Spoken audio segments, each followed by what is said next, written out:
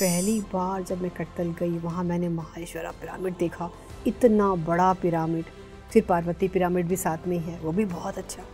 वहाँ ध्यान करा तो वहाँ की ऊर्जा तो बिल्कुल अद्भुत। अब सुबह के समय जब हम लोग ब्रेकफास्ट कर रहे थे तो पता चला कि पत्री सर ने एक बस मंगवाई है और हम सबको ही ओंकारेश्वर जाना है।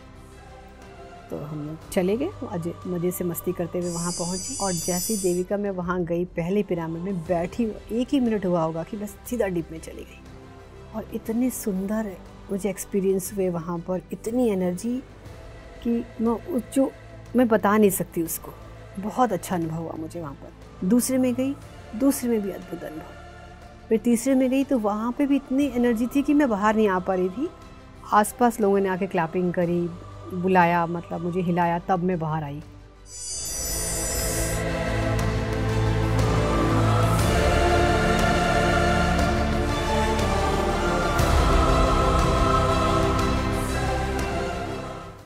ब्रह्मऋषि पितामह पत्री जी कहते हैं कि आज का युग पिरामिड युग है। यदि हम अपने ध्यान में अन्य गैलेक्सीज की यात्रा करते हैं और अन्य गैलगेटिक सिविलाइजेशंस और समुदायों की यात्रा करते हैं तो हमें हर जगह पिरामिड्स मिलेंगे। और अपने इस शो में हम आपको पिरामिड्स के निर्माण के पीछे की कहानियों के बारे में बताते हैं, उन्हीं के निर्माणकर्ता की ज़ुबान में। नमस्कार, मैं देविका गुप्ता आप सभी का स्वागत करती हूँ पीएमसी हिंदी के बेहद खास शो पर, जिसका नाम है कहानी हर पिरामिड की। इस कार्यक्रम में हम विश्व भर के लाखों पिरामिड्स के पीछे की अनकही कहानियों को जानते हैं। आज के कार्यक्रम में हम आपको रूबरू करवाएंगे हमारी एक और पिरामिड मास्टर से, जिनका संबंध समाज सेवा, ध्यान और अध्यात्म से काफ़ी पहले ही जुड़ गया था, जो स्वयं तो पिछले 10 सालों से ध्यान में है, साथ ही जाने कितने लोगों को अब तक ध्यान से लाभान्वित कर चुकी हैं। इतना ही नहीं, प्रज्ञा जी गरीब बच्चों की शिक्षा में मदद करती हैं और महिलाओं की उन्नति के लिए भी कार्य करती हैं।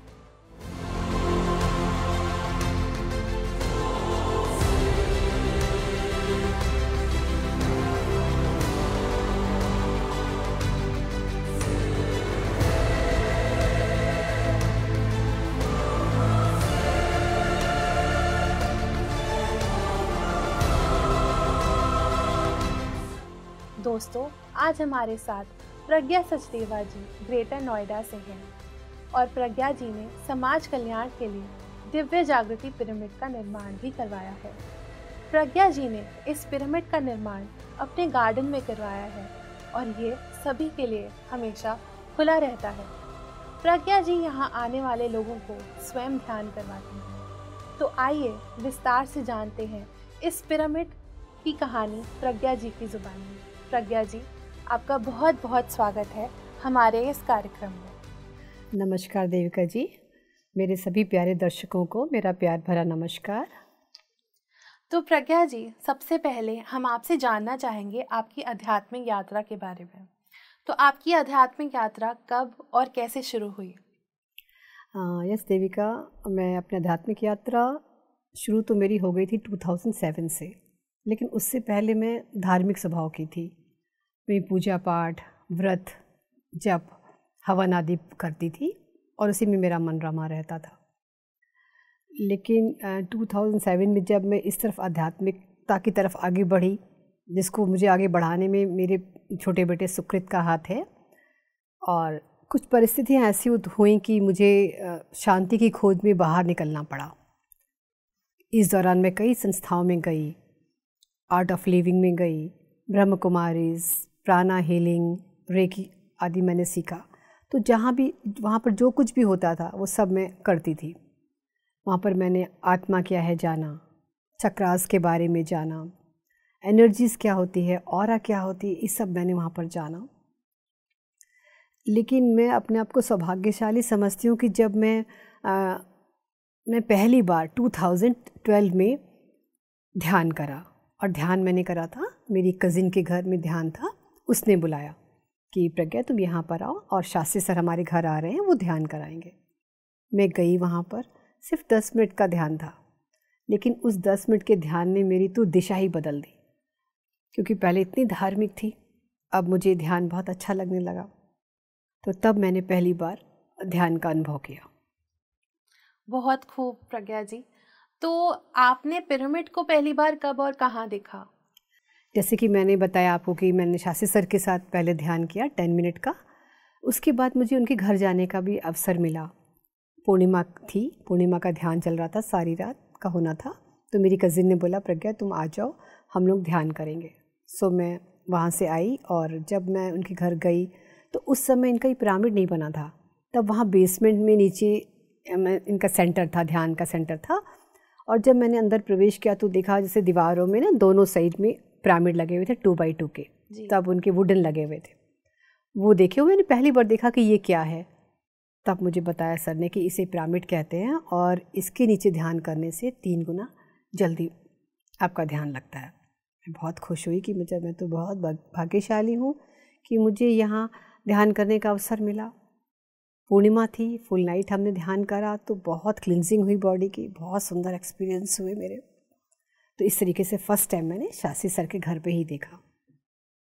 तो प्रज्ञा जी आपने पिरामिड के अंदर भी ध्यान किया है और पिरामिड के बाहर भी ध्यान किया है, तो दोनों ध्यानों में आपको क्या अंतर महसूस हुआ? यस देविका, जब मैं यहाँ पर ध्यान करती थी पहली बार भी मैंने अपनी कज़िन के घर करा, सब लोग साथ में थे, सिर्फ 10 मिनट किया था। और जैसे कि उन्होंने बोला था कि आप भूल जाओ 10 मिनट को, किसी के बारे में नहीं सोचना, सिर्फ आप अपने श्वासों को देखोगे। मैं सिर्फ वही फॉलो कर रही थी तो मेरा ध्यान अच्छा लगा। लेकिन जब मैं घर गई तो वहाँ फिर वहीं अकेले बैठी ध्यान कर रही थी तो विचार घेर लेते थे, डीप में जा ही नहीं पाती थी। लेकिन जब मैं इनके शासी सर के पास जाती थी वहाँ पर पिरामिड होते थे, वहाँ ध्यान करती थी तो मेरा बहुत जल्दी ध्यान लगता था, बहुत अच्छे अनुभव होते थे, कभी ट्रांस में भी चली जाती थी। तो मैंने यही नोट करा कि अगर मैं पिरामिड के अंदर ध्यान कर रही हूँ तो ध्यान बहुत जल्दी लग रहा है, विचार बहुत ही कम है, और अकेले कर रही हूँ तो बहुत टाइम लगता था। तो ये डिफरेंस मुझे नज़र आया। तो फिर तब से मेरा मन करने लगा कि मुझे भी ये पिरामिड लगाना है ऐसा।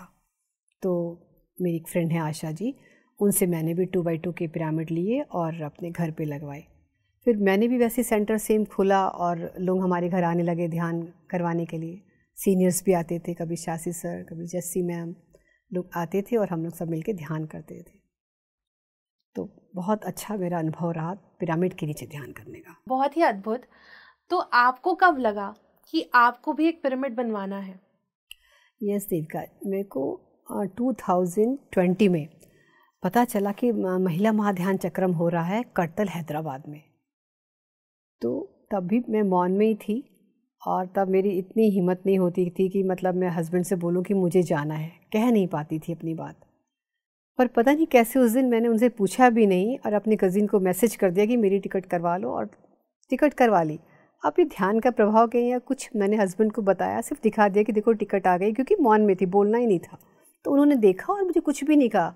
ओके, कितने दिन के लिए? मैंने कहा 10, मैंने लिख के बताया 10 डेज़।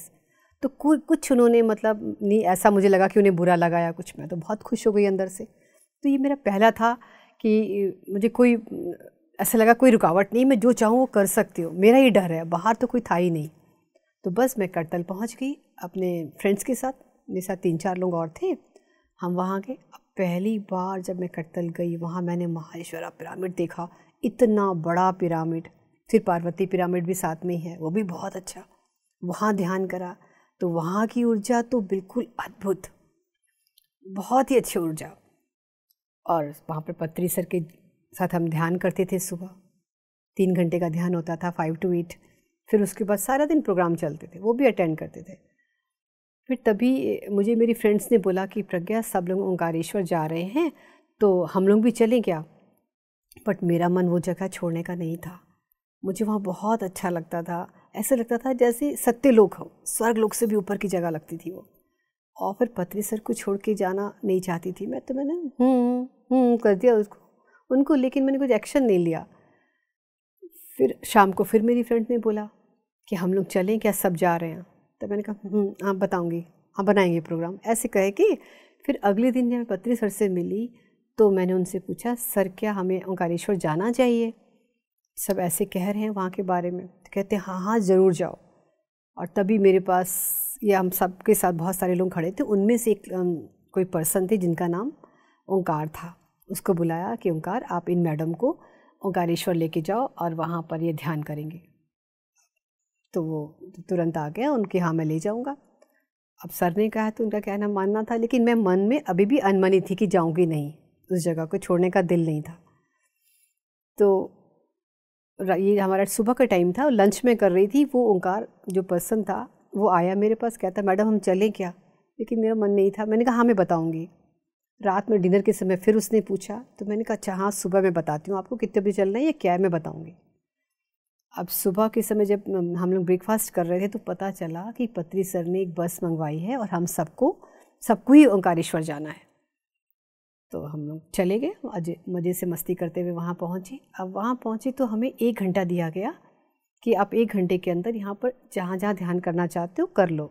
वहाँ पर 18 पिरामिड एक साथ बने हुए हैं। तो कुछ कोविड की वजह से बंद थे, कुछ खुले थे, शायद 11 खुले थे, बाकी बंद थे। तो 1 घंटे में तो हम सब नहीं कर सकते थे और मुझे लगा कि ध्यान में बैठूंगी तो कुछ टाइम लग भी जाता, 10 मिनट कभी लग जाते अंदर जाने में, कभी 15 मिनट। तो मैंने 3 पिरामिड में ही जाने का डिसाइड किया कि मैं 20-20 मिनट करूँगी। और जैसी देविका मैं वहाँ गई, पहले पिरामिड में बैठी, 1 ही मिनट हुआ होगा कि बस सीधा डीप में चली गई। और इतने सुंदर मुझे एक्सपीरियंस हुए वहाँ पर, इतनी एनर्जी कि मैं बता नहीं सकती उसको। बहुत अच्छा अनुभव हुआ मुझे वहाँ पर। दूसरे में गई, दूसरे में भी अद्भुत अनुभव। फिर तीसरे में गई तो वहाँ पे भी इतनी एनर्जी थी कि मैं बाहर नहीं आ पा रही थी। आसपास लोगों ने आके क्लैपिंग करी, बुलाया, मतलब मुझे हिलाया, तब मैं बाहर आई। तो वहाँ देख के मुझे लगा यस मुझे भी ऐसा पिरामिड बनाना है, क्योंकि ध्यान में भी मुझे पिरामिड ही आए थे, बहुत सारे पिरामिड, हज़ारों एक साथ मैंने देखे और बड़े सुंदर से, एक अलग से, मतलब शेप तो यही है बट उनमें जो डिज़ाइन बना हुआ था ना वो अलग ही था। तो मैंने कहा मुझे भी ऐसा बनवाना है पिरामिड। संकल्प ले लिया, वहाँ पर वापस आई, सर से बात करी, पति सर को बताया कि मुझे भी बनवाना है पिरामिड। तो कहते हैं हाँ बाबा आपका 1 साल में पिरामिड आ जाएगा पर्सनल। बहुत खुश हो गई मैं तो, जैसे मन की मुराद मिल गई हो।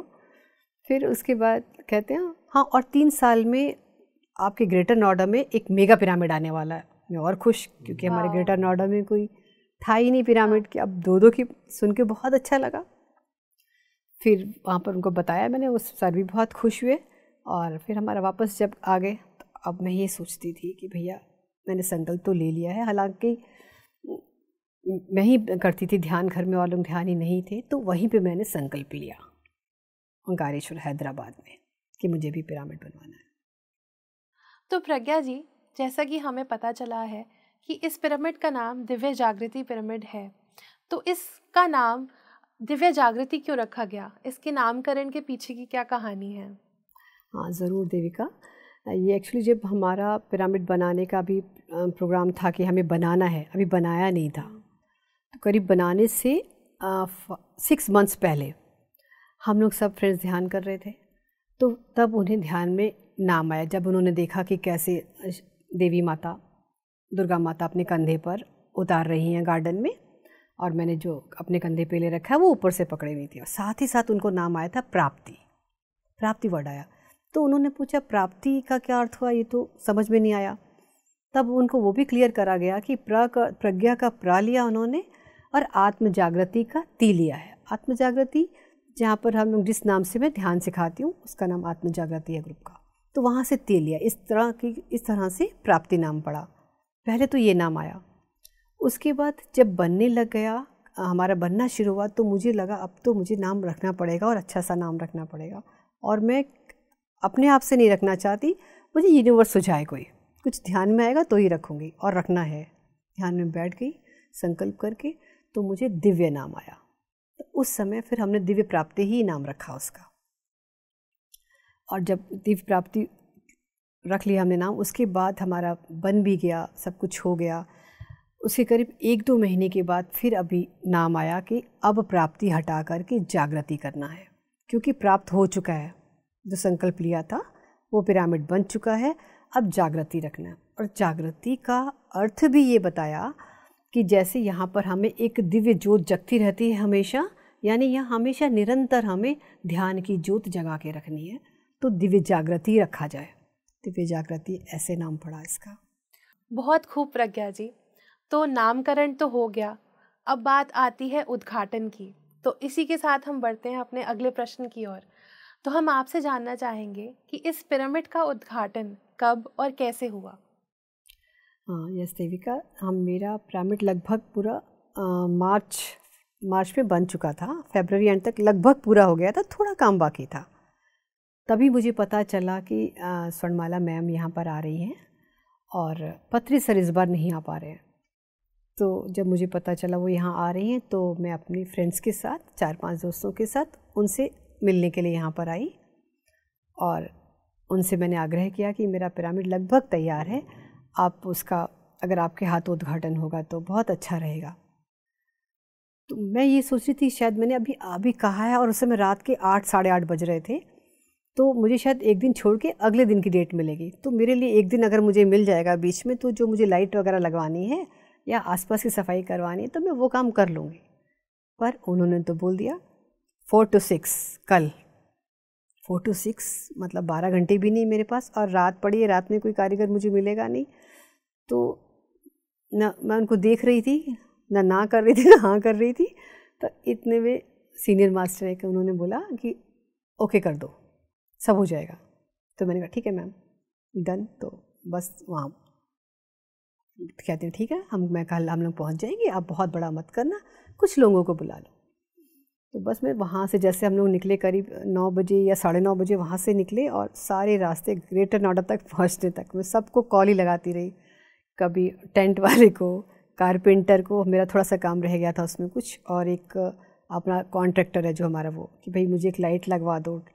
और जिन लोगों को मुझे इनवाइट करना था आसपास के सभी लोगों को कॉल करते करते हम ग्रेटर नोएडा पहुँच गए।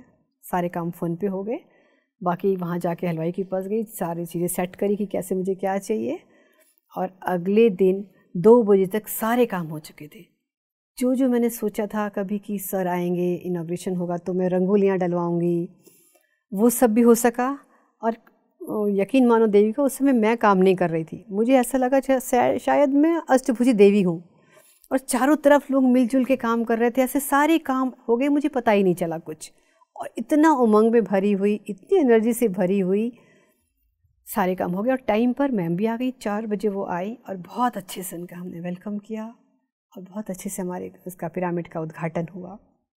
वहाँ बैठ के ध्यान किया, मैम को भी बहुत अच्छा लगा, बहुत खुश हुई वो कि बहुत एनर्जीज हैं वहाँ पर। और वो तो वास्तव में मैंने भी बहुत महसूस करी।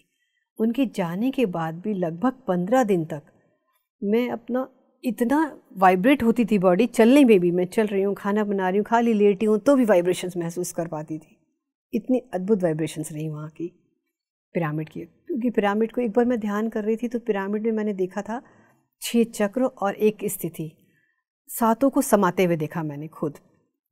और एक बात और हुई थी, अब मेरा जैसे जनवरी में बनना स्टार्ट हुआ 1 जनवरी से, तो 5 महीने पहले करीब मेरे घर के बाहर, बाउंड्री वॉल के बाहर कोई एक डिज़ाइन उभरा है जो आज भी है, और जैसे मिट्टी का सा कलर है, और पूरे एक बेल सी है जो करीब 10 इंच चौड़ी होगी और लंबी तो काफ़ी है, जैसे पूरी उसमें। मैंने शायद उसको देखा होगा 1 आध महीने बाद, अगस्त के आसपास। बहुत बारिश हो रही थी, मैं बाहर से आई तो मुझे लगा ये मिट्टी किसने लगाई है। जब मैं ध्यान से देख रही तो अरे ये तो पूरी दीवार में चारों तरफ वही बनी हुई है। फिर मैंने उसको छुड़ाने की कोशिश करी, वो छूटी नहीं। तो मुझे लगता है कि कुछ ये भी यूनिवर्स का ही है, किसी मास्टर्स का काम है वो। मैंने 1-2 लोगों से पूछा भी तो यही लगा कि हाँ वो मास्टर्स का काम है, और आज भी है वो बेल बनी हुई।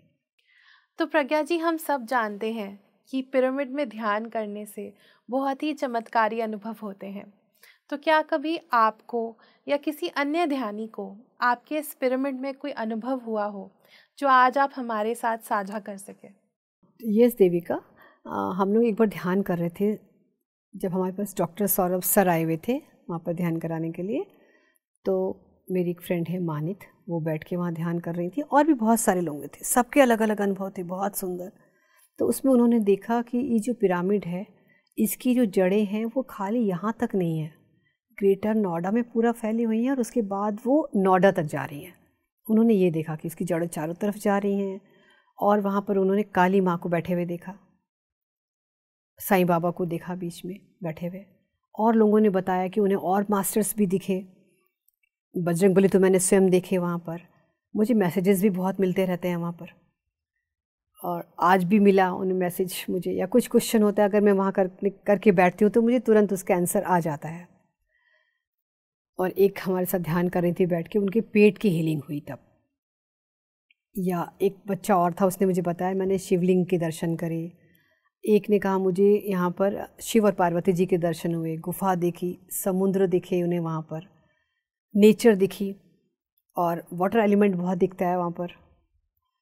तो इस तरीके से अलग अलग बहुत सारे अनुभव हो रहे हैं।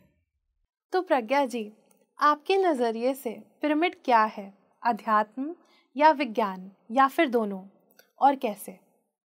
हाँ देविका जी, मैं इसको एक आध्यात्मिक यंत्र मानती हूँ, जिसमें हम किसी भी एनर्जी को मल्टीप्लाई कर सकते हैं। जैसे हमने पत्री सर का एक वीडियो देखा था जिसमें वो अपने एक्सपेरिमेंट पिरामिड के साथ उन्होंने क्या क्या करे और कैसे करे, उस वीडियो में बताया गया था कि जैसे उन्होंने एक प्लेट जिसकी धार बहुत कम है उसको शार्प करने के लिए उन्होंने कुछ दिन जब पिरामिड में रखा तो उसकी शार्प बढ़ गई, और एक बैटरी जो कि डिस्चार्ज हो रखी थी उसको भी अगर उन्होंने उसमें रखा कुछ दिन तो वो भी फिर से रिचार्ज हो गई थी। तो इसी तरीके से अगर हम लोग भी पिरामिड के अंदर बैठ करके ध्यान करते हैं तो हमारी आध्यात्मिक यात्रा को हम दोगुना कर सकते हैं, उसको और तीव्र कर सकते हैं उस गति को। तो मैं इसे विज्ञान ही कहूँगी। तो प्रज्ञा जी, इस पिरामिड के निर्माण के बाद आपको आपके आसपास के वातावरण में क्या फ़र्क महसूस हुआ? हाँ देविका, पहले क्या होता था, मैं जहाँ रहती हूँ ना वहाँ आसपास बहुत सारे लोग बाहर निकल के बैठते थे ग्रुप में, और वहीं गप्पाजी, इसकी बात उसकी बात, ये सब चला करती थी। लेकिन जब से पिरामिड आया है तो लोग पिरामिड में ध्यान करने लगे, उन्हें ध्यान के बारे में पता चला, तो अब वो सब छूट गया, कहीं ग्रुप नज़र ही नहीं आता। अब अगर वो मिलते भी हैं तो सिर्फ या तो ध्यान के अनुभव बता रहे होते या कुछ ना कुछ मुझसे ध्यान के बारे में क्वेश्चन कर रहे होते। तो ये चेंज मैंने महसूस किया, तो जो बहुत अच्छा लगता है मुझे, कि ऐसा लगता है सब जगह ही ऐसा होना चाहिए। बहुत ही खूब। तो आपने क्या एनर्जी वाइज भी कोई फ़र्क महसूस किया अपने घर के आसपास के वातावरण में? हाँ बिल्कुल, कि अब जैसे अब लोगों की बातें नहीं करते सिर्फ, अब बल्कि जो उनको कोई तकलीफ़ें थी, अगर कोई बीमारियां हैं तो वो बताएंगे कि मेरी ये ठीक हो गई है, और काफ़ी खुश रहने लगे। जो हर वक्त मतलब बीमारियों के बारे में बात करते थे अब वो वैसी बातें नहीं कर रहे, कहते हैं मुझे ये फ़र्क पड़ा है, मैं ठीक हो गया हूँ। जब बताते हैं तो मुझे बहुत अच्छा लगता है। या किसी के रिलेशन में कोई अगर होती है ऐसी बात कि जो पसंद नहीं आ रही उनको, तो जब वो ध्यान करते हैं मैं उनको ध्यान के बारे में बताती हूँ और इन चीज़ों के बारे में भी बताती हूँ कि भाई ऐसा क्यों हो रहा है, ये रिश्ते ऐसे क्यों मिले आपको, तो वो बहुत खुश होते हैं। और जिससे खुश होंगे तो क्या होगा, उनकी बॉडी में कोई भी तकलीफ है तो धीरे धीरे ठीक होगी ना। तो ये मैंने महसूस किया वहाँ पर। बहुत ही खूब प्रज्ञा जी। तो इसी के साथ अब मैं चाहूँगी कि आप हमारे दर्शकों के लिए आपका एक फाइनल मैसेज दें। यस देविका, ज़रूर मैसेज देना चाहूँगी। यही कहना चाहूँगी कि वो एक बार ये ज़रूर सोचें कि ईश्वर ने अगर हमें मनुष्य बना के इस धरती पर भेजा है तो क्यों भेजा है, कोई तो कारण होगा। चिंतन करें इस विषय पर, ध्यान करें, आत्मज्ञान प्राप्त करें, खुद भी जागें, औरों को भी जगाएं और अपना जीवन सार्थक बनाएं, घर घर ध्यान पहुंचाएं। थैंक यू प्रज्ञा जी, आपका बहुत बहुत धन्यवाद आज हमारे साथ जुड़ने के लिए और अपने पिरामिड की कहानी हम सभी के साथ साझा करने के लिए। थैंक यू देविका जी, मुझे आपने ये अवसर दिया पीएमसी हिंदी में अपनी बात, अपने पिरामिड के बारे में बताने के लिए। उसके लिए मैं बहुत आभारी हूँ आपकी। Thank you. दोस्तों, यदि हम किसी पिरामिड के बाहर बैठकर ध्यान करते हैं तो एकाग्रता प्राप्त करने में लगभग 30 मिनट लगते हैं, लेकिन पिरामिड के अंदर बैठने पर 5 मिनट में वही एकाग्रता प्राप्त की जा सकती है। तो इसी एकाग्रता को प्राप्त करते रहिए और हम आपसे फिर मिलेंगे अगले सप्ताह एक नए पिरामिड और एक नई कहानी के साथ। तब तक के लिए देखते रहिए पीएमसी हिंदी।